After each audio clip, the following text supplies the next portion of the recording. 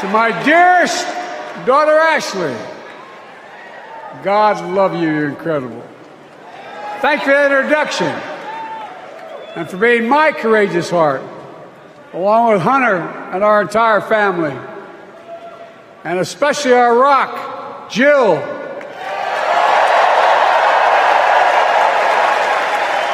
Who, as those of you who know us, she still leaves me both breathless and speechless. Everybody knows her. I love her more than she loves me. She walks down the stairs and I still get that going boom, boom, boom. You all will know me. No, I'm kidding. Let's give a special round of applause to our First Lady, Jill Biden.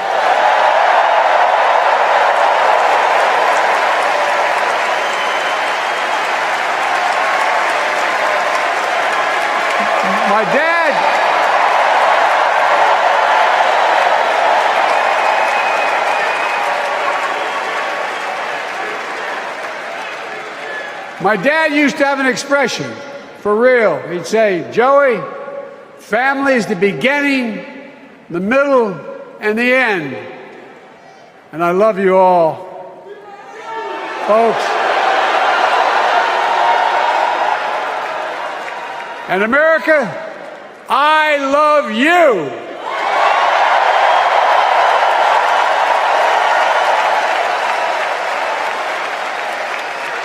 Folks, let me ask you.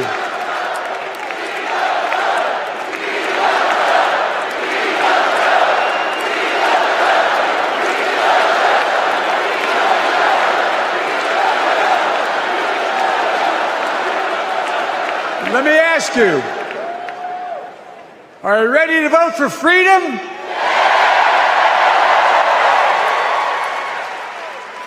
Are you ready to vote for democracy and for America? Let me ask you, are you ready to elect Kamala Harris and Tim Walz, President and Vice President of the United States?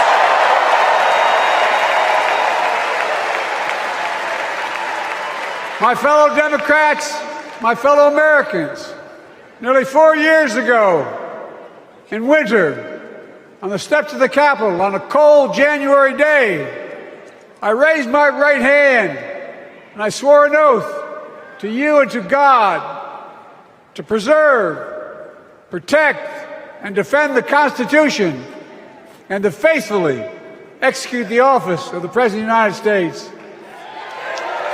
In front of me was the city surrounded by the National Guard. Behind me, a Capitol just 2 weeks before had been overrun by a violent mob.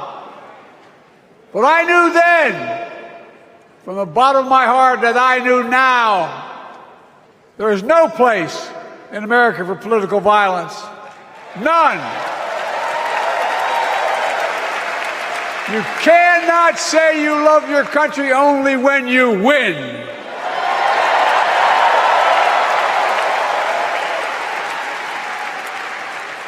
In that moment, I wasn't looking to the past. I was looking to the future. I spoke of the work at hand, the moment we had to meet. It was, as I told you then, a winter of peril and possibility. Of peril and possibility. We're in the grip of a once-in-a-century pandemic, historic joblessness, a call for racial justice long overdue, clear and present threats to our very democracy. Thank you.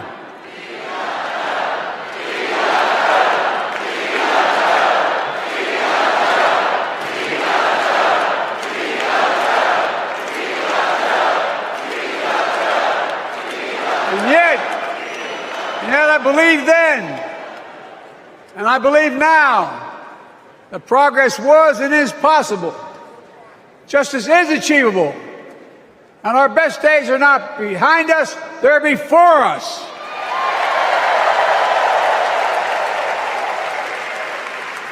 Now it's summer, The winter has passed, and with a grateful heart, I stand before you now on this August night to report that democracy has prevailed. Democracy has delivered. And now democracy must be preserved.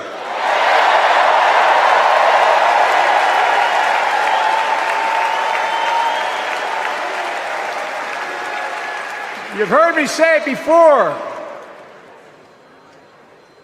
We're facing an inflection point.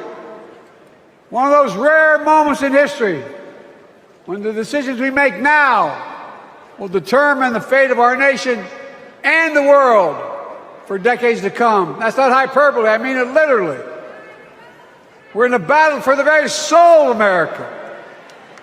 I ran for president in 2020 because of what I saw in Charlottesville in August of 2017.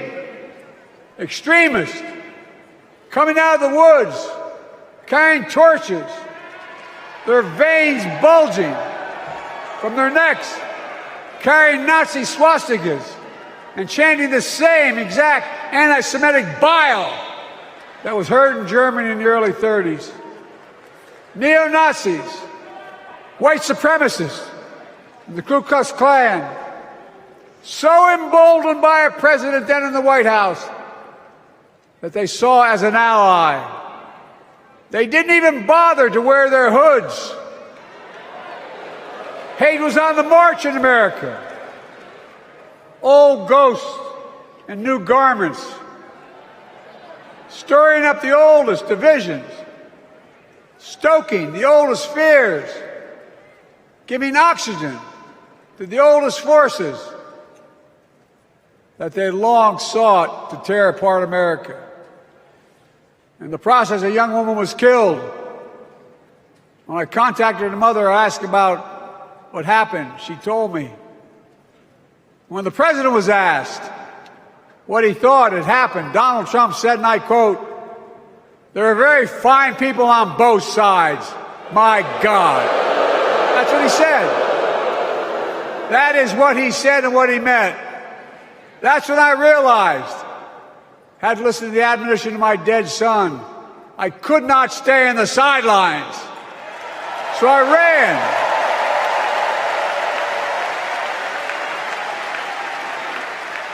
Because I had no intention of running again. I just lost part of my soul. But I ran with a deep conviction. In America, I know and believe in an America where honesty, dignity, decency still matter. An America where everyone has a fair shot and hate has no safe harbor.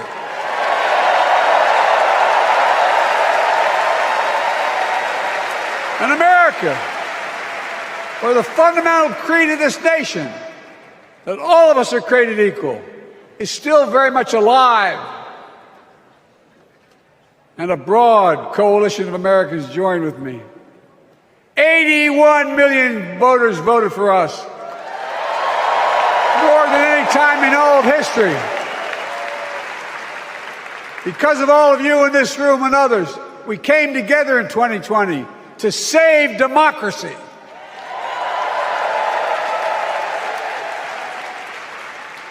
As your president, I've been determined to keep America moving forward, not going back, to stand against hate and violence in all its forms, to be a nation where we not only live with but thrive on diversity, demonizing no one, leaving no one behind, and becoming the nation that we profess to be. I also ran to rebuild the backbone of America, the middle class.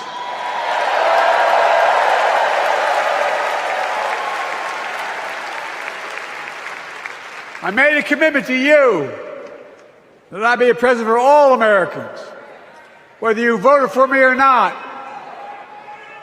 We have done that. Studies show the major bills we have passed actually delivered more to red states than blue, because the job of the president is to deliver to all of America.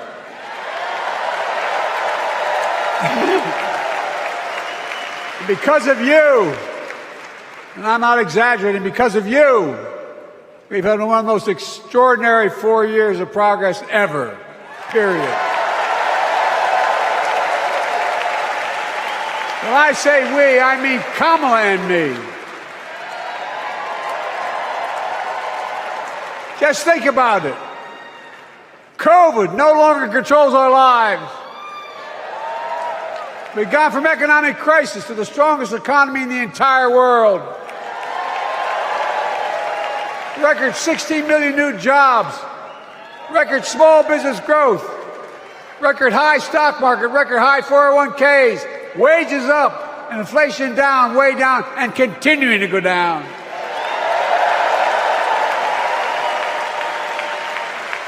The smallest racial wealth gap in 20 years. And yes, we both know we have more to do, but we're moving in the right direction. More Americans have peace of mind that comes from having health insurance. More Americans have health insurance today than ever before in American history.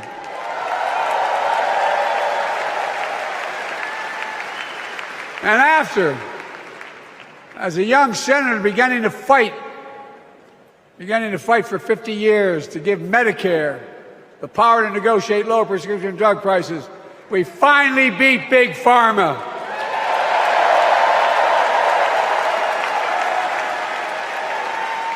And guess who cast the tie-breaking vote? Vice President, soon-to-be President Kamala Harris.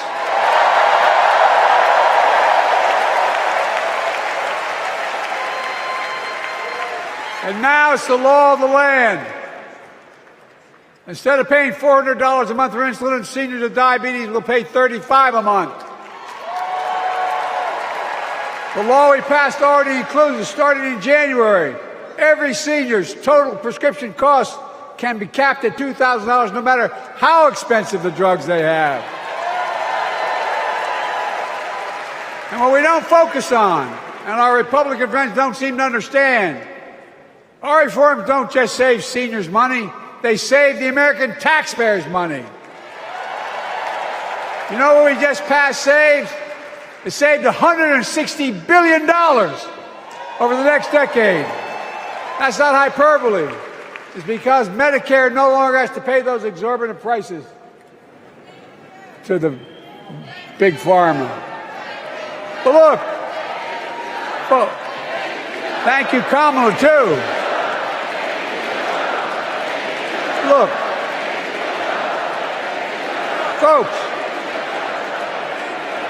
how can we have the strongest economy in the world without the best infrastructure in the world?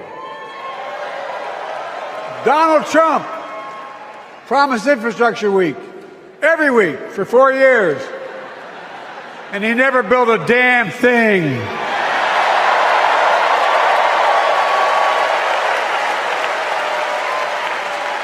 But now, because of what Kamala and I have done, remember we were told we couldn't get it done. Remember when we came into office, we couldn't get anything passed?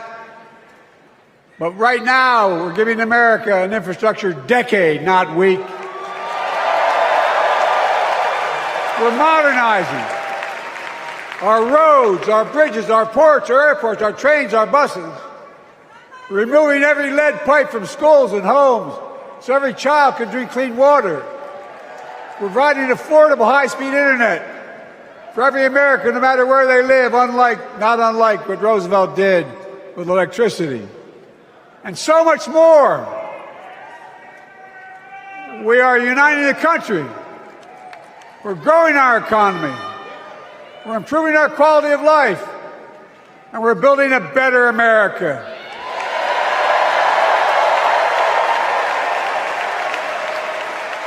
Because that's who we are. How can we be the strongest nation in the world without leading the world in science and technology? After years of importing 90% of our semiconductor chips from abroad, which America invented those chips. Our Chips and Science Act meant that private companies from around the world are now investing literally tens of billions of dollars to build new chip factories right here in America.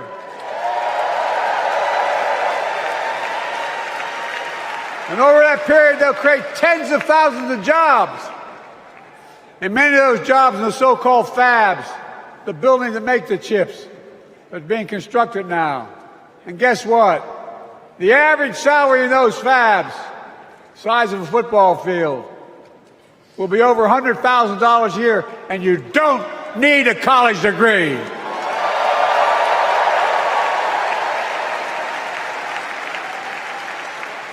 Because of you and so many electeds out there, American manufacturing is back. Where the hell to say we wouldn't lead the world in manufacturing? 800,000 new manufacturing jobs.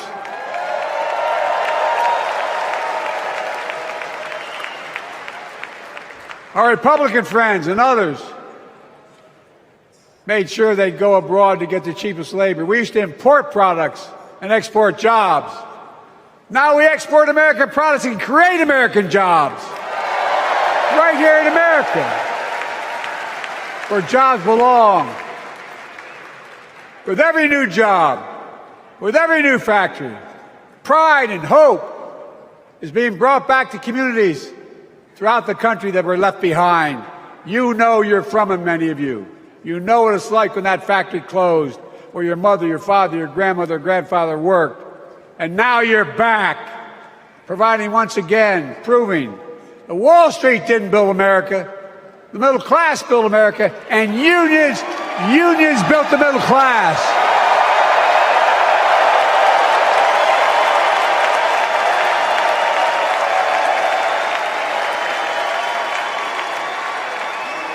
It's been my view since I came to the Senate. And that's why I'm proud to have been the first president to walk a picket line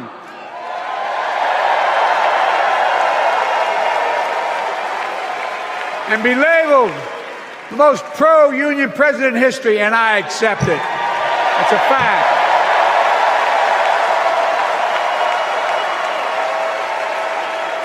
Because when unions do well, we all do well.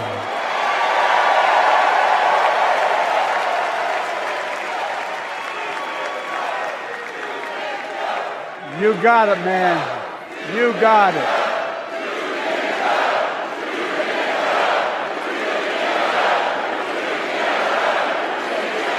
I agree.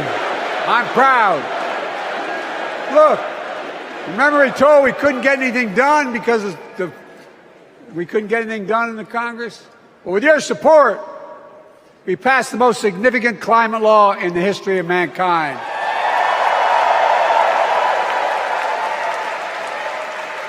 Over $370 billion. Cutting carbon emissions in half by 2030.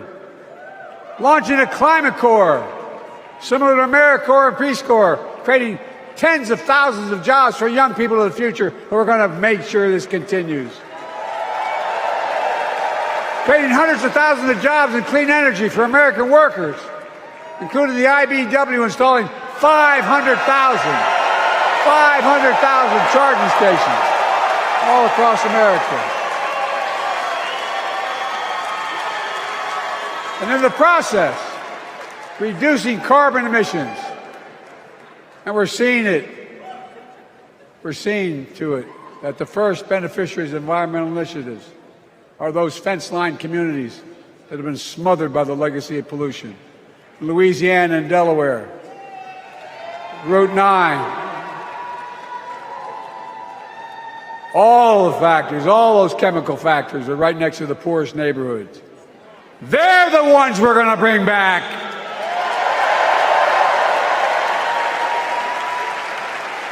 And how?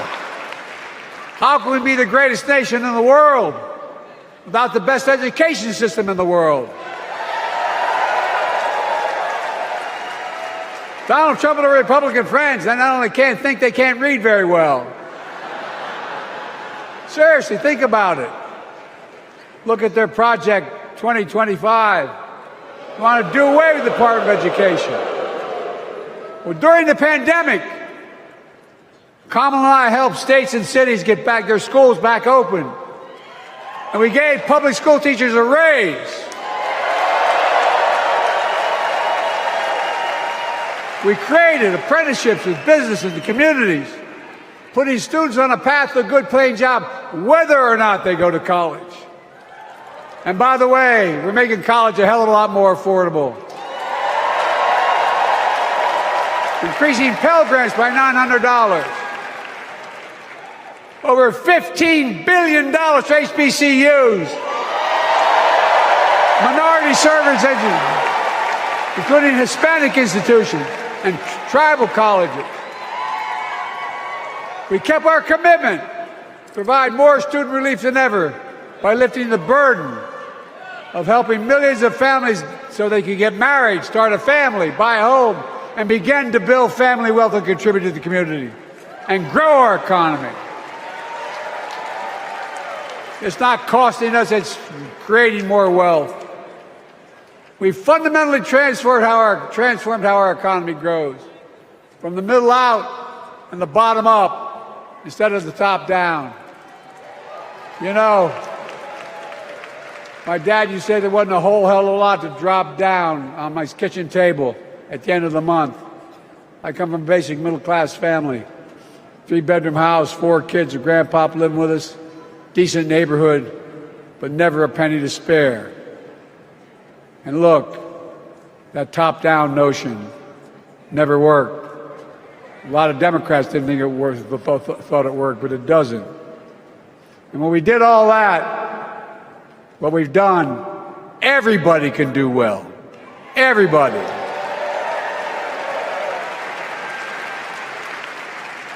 Donald Trump calls America a failing nation. No, I'm serious. But think about this. Think about this. He publicly says to the whole world, I'm going to say something outrageous. I know more foreign leaders by their first names and know them well than anybody alive. Just because I'm so damn old. But I'm not joking. Think of the message he sends around the world when he talks about America being a failing nation. He says we're losing. He's the loser. He's dead wrong.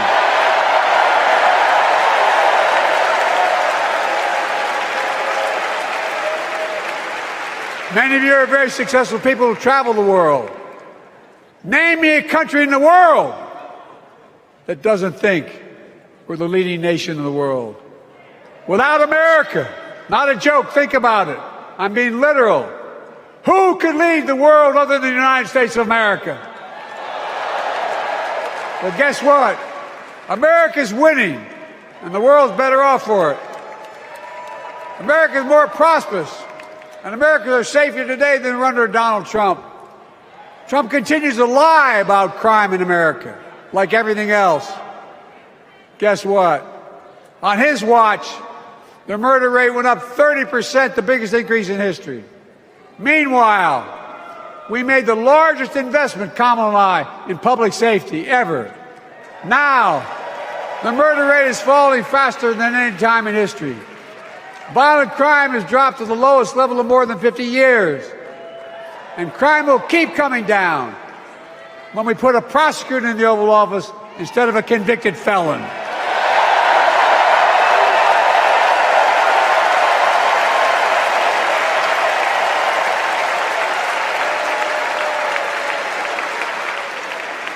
And folks, the distinguished senator from the passed the first ban on assault weapons. And guess what? It worked. If we care about public safety, we need to prevent gun violence. And it makes me ashamed when I travel the world, which I do. More children in America are killed by a gunshot than any other cause in the United States. More die from a bullet than cancer, accidents, or anything else in the United States of America. My God. That's why Kamala and I are proud. We beat the NRA when we passed the first major bipartisan gun safety law in 30 years.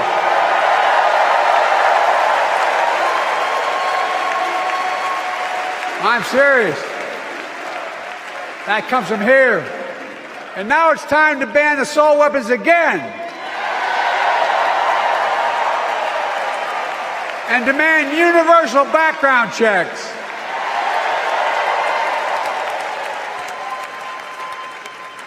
It's hard. I never thought I'd stand before a crowd of Democrats and refer to a president as a liar so many times. No, I'm not trying to be funny. It's sad. Trump continues to lie about the border. Here's what he won't tell you. Trump killed the strongest bipartisan border deal in the history of the United States that we negotiated with the Senate Republicans. Took 4 weeks. Once it passed, and never acknowledged the most expansive border change in American history. He called senators to say, don't support the bipartisan bill, because he said it would help me politically and hurt him politically. My God. No, I'm serious. Think about it. Not a joke. Ask even the press who doesn't like me. They'll tell you that's true. Typically Trump, once again, putting himself first and America last. Then I had to take executive action. The result of the executive action I took, border encounters have dropped over 50%. In fact, there are fewer border crossings today than when Donald Trump left office. And unlike Trump, we will not demonize immigrants, saying they're the poison of blood of America. Poison the blood of our country. Kamala and I are committed to strengthening legal immigration, including protecting dreamers and more.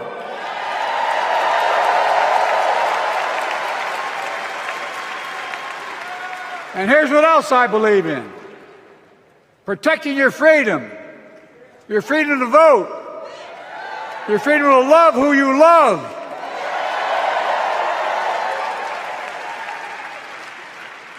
And your freedom to choose.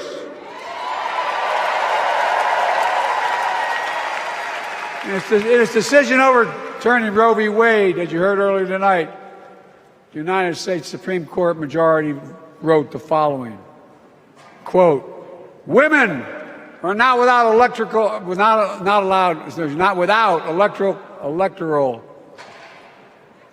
or political power. No kidding.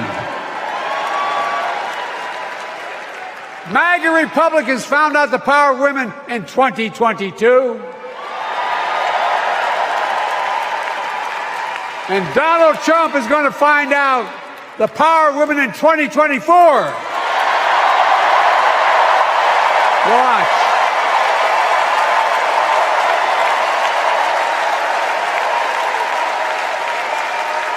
And where Trump and his mega Republican right-wingers seek to erase history, we Democrats continue to write history and make more history. I'm proud to have kept my commitment to appoint the first black woman in the United States Supreme Court.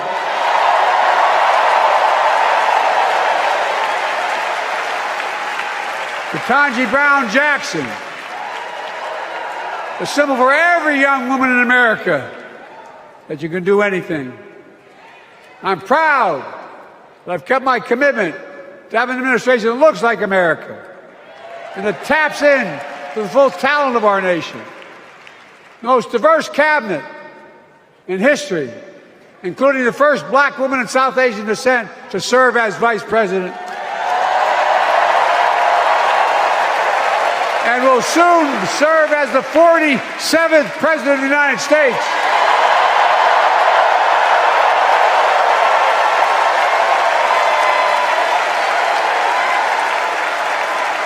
She is good.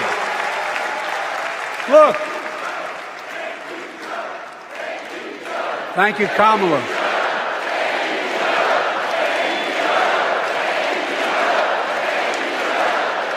Folks, I've long said we have many obligations as a nation, but I got in trouble years ago for saying I'd make no apologies. We have only one truly sacred obligation: to prepare and equip those we send to war and care for them and their families when they come home and when they don't.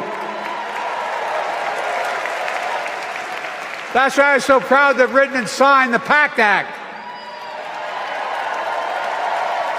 one of the most significant laws ever, helping veterans and their families exposed to toxic materials like burn pits and Agent Orange. I was around during the Vietnam War. It's hard. Nobody was able to prove that there's illness was a consequence of Agent Orange. And no one was able to prove initially that because they lived in burn pits like my son lived next to in Iraq for a year, that is the cause of their illness. But because of the PACT Act, a surviving spouse with 2 children is now eligible for a stipend of about $3,000 a month. And those children who lost a parent are eligible for tuition benefits to go to college and to get job training. It's already helping over 1 million veterans and their families just so far. Well, I love them, and I'm so proud of my son's service. We get it. But guess who doesn't get it and doesn't respect our veterans? We know from his own Chief of Staff, the 4-star General John Kelly, that Trump, when in Europe, would not go to the grave sites in France. The brave service members who gave their lives to this country. He called them suckers and losers. Who in the hell does he think he is? Who does he think he is? There's no words for a person. They are not the words of a person not worthy of being commander-in-chief. Period. Not then, not now, and not ever. I mean that. I mean that from the bottom of my heart.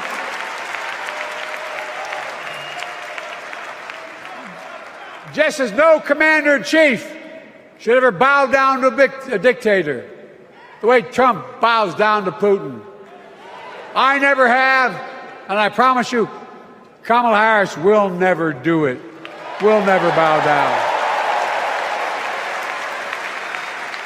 When Trump left office, Europe and NATO was in tatters. Not a joke. America First doctrine changed our whole image in the world. Well, they gave the hours, about 190 hours sum total, me and my counterparts or heads of state in Europe, to strengthen NATO. We did. We united Europe like it hadn't been united for years, adding Finland and Sweden to NATO. 10 days before he died, Henry Kissinger called and said, not since Napoleon has Europe not looked over their shoulder at Russia with dread, until now. Until now. Well, guess what? Putin thought he'd take Kyiv in 3 days. 3 years later, Ukraine is still free.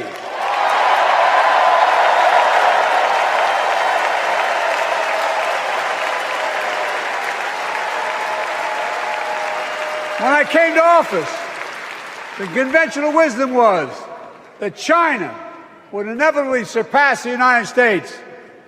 They haven't noticed. No one's saying that now.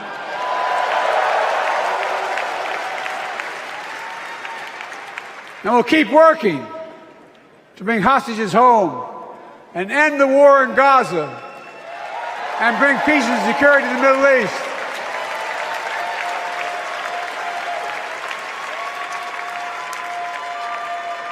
As you know, I wrote a peace treaty for Gaza. A few days ago, I put forward a proposal that brought us closer to doing that than we've done since October 7th. We're working around the clock, my Secretary of State, to prevent a wider war and reunite hostages with their families and surge humanitarian health and food assistance into Gaza now. To end the civilian suffering of the Palestinian people. And finally deliver a ceasefire and end this war.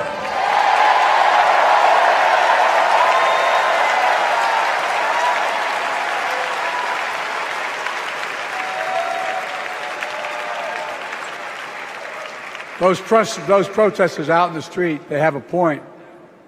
A lot of innocent people are being killed on both sides. Just as we worked around the clock to bring home wrongfully detained Americans and others from Russia in one of the most complicated swaps in history, but they're home.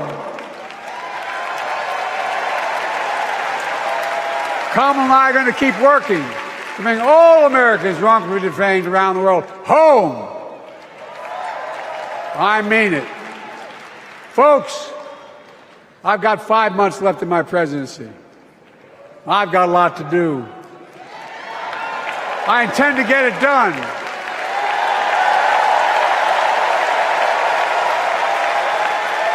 It's been the honor of my lifetime to serve as your president. I love the job, but I love my country more. I love my country more. And all this talk about how I'm angry at all those people who said I should step down, that's not true.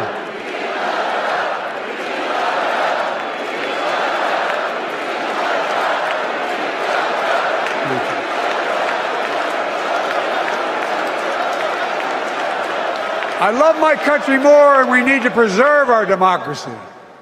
In 2024, we need you to vote. We need you to keep the Senate. We need you to win back the House of Representatives. And above all, we need you to beat Donald Trump.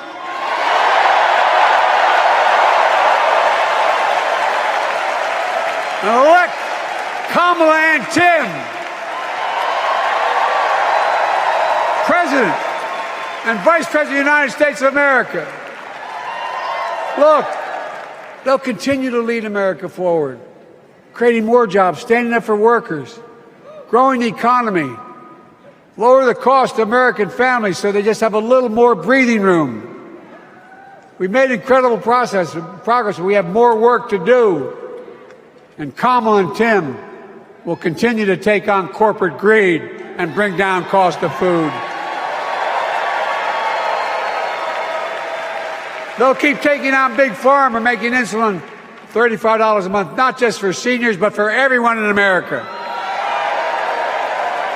And capping prescription drug costs at a total of $2,000, not just for seniors, but for everyone. And folks, that's going to save America again tens of billions of dollars. Folks, they'll make housing more affordable,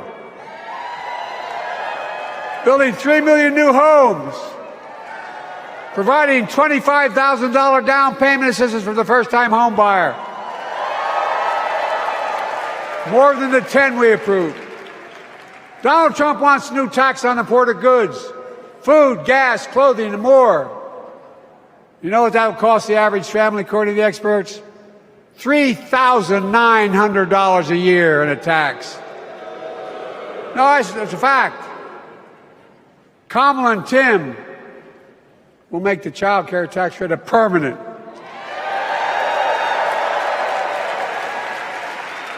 Lifting millions of children out of poverty and helping millions of families get ahead. But you know what Trump has? He created the largest debt any president had in 4 years with his $2 trillion tax cut for the wealthy. Well, Trump has a new plan. He wants to provide a $5 billion tax cut for corporations that are very wealthy. read it, put us further in debt. And folks,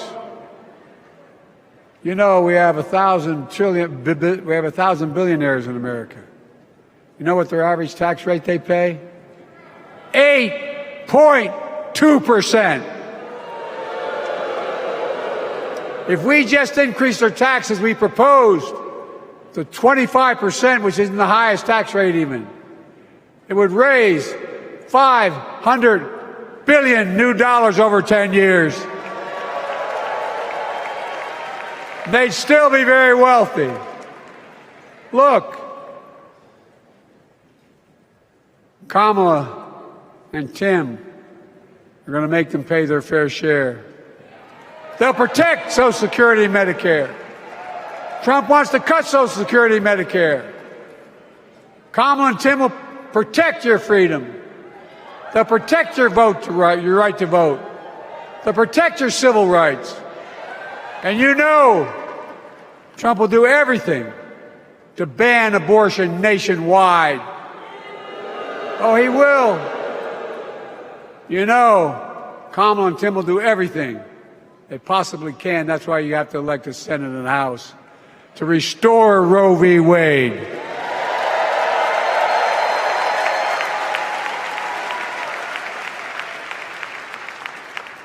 The ancient Greeks taught us that character is destiny. Character is destiny. For me and Jill, we know Kamala and Doug are people of character. It's been our honor to serve alongside them. And we know that Tim and Gwen Walz are also people of great character. Selecting Kamala was the very first decision I made when I became our nominee. And it was the best decision I made my whole career.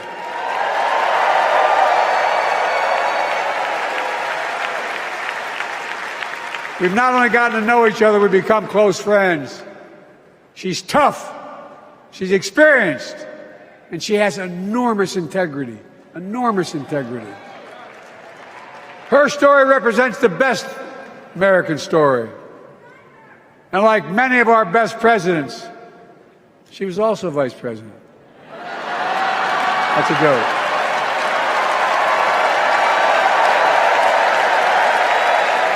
But she'll be a president our children can look up to. She'll be a president respected by world leaders because she already is. She'll be a president we can all be proud of. And she will be a historic president who puts her stamp on America's future.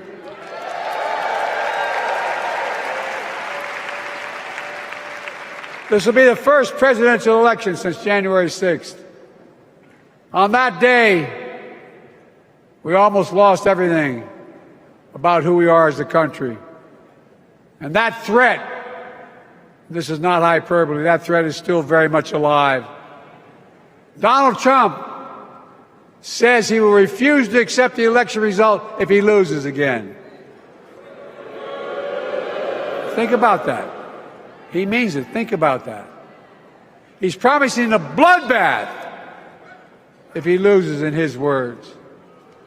And that he'll be a dictator on day one, in his own words. By the way, this sucker means it. No, I'm not joking. Think about it. Anybody else said that in the past, you'd think he was crazy. He is crazy, but you'd think it was an exaggeration, but he means it. We can't let that happen. Folks, all of us carry a special obligation. Independents, Republicans, Democrats. We saved democracy in 2020, and now we must save it again in 2024.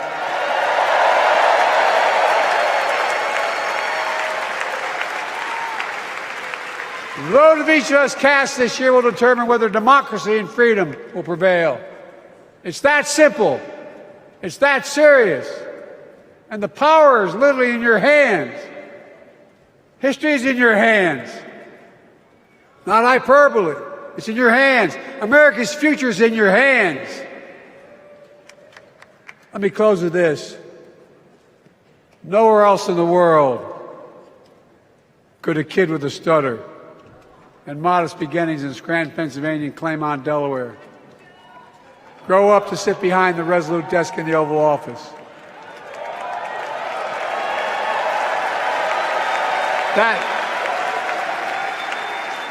That's because America is and always has been a nation of possibilities. Possibilities. We must never lose that. Never. Kamala and Tim understand that this nation must continue to be a place of possibilities, not just for the few of us, but for all of us. So join me in promising your whole heart to this effort, and where my heart will be. I promise I'll be the best volunteer Harris and Walz has ever seen.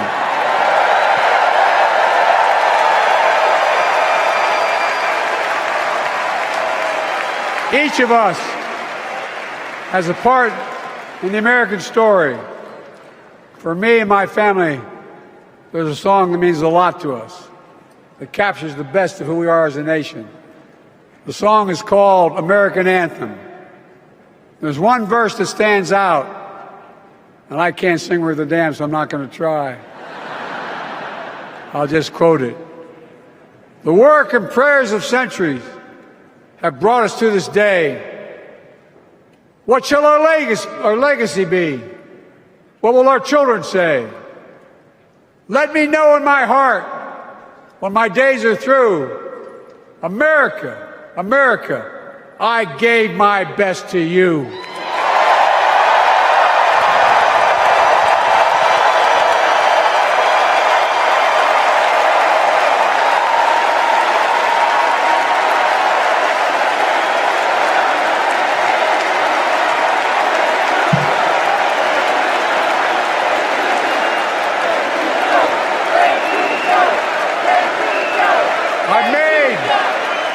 I've made a lot of mistakes in my career, but I gave my best to you. For 50 years, like many of you, I've given my heart and soul to our nation. And I've been blessed a million times in return with the support of the American people. I've either been too young to be in the Senate because I wasn't 30 yet, and too old to stay as president. But I hope you know how grateful I am to all of you. I can honestly say, and I mean this in the bottom, give you my word as a Biden, I can honestly say I'm more optimistic about the future than I was when I was elected as a 29-year-old United States Senator. I mean it. Folks, we just have to remember who we are. We're the United States of America.